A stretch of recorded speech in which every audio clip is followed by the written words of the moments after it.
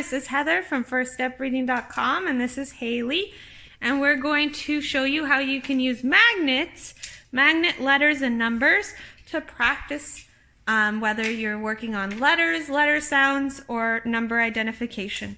Okay, what'd you get? S. What sound does an S make? You can't really hear it. It can make things longer, like when it means when there's lots of stuff. Right, Lots, that's right. if you add S. Right, okay, let's see what else. S is good for making words.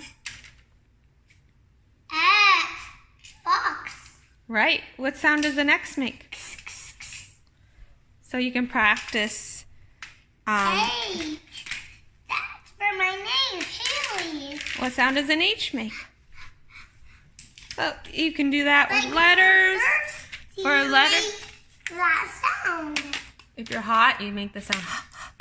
Right? You can do numbers and letters. All you need is magnet letters and a magnet on a stick to play that game. Starts with H too. Say bye. Bye.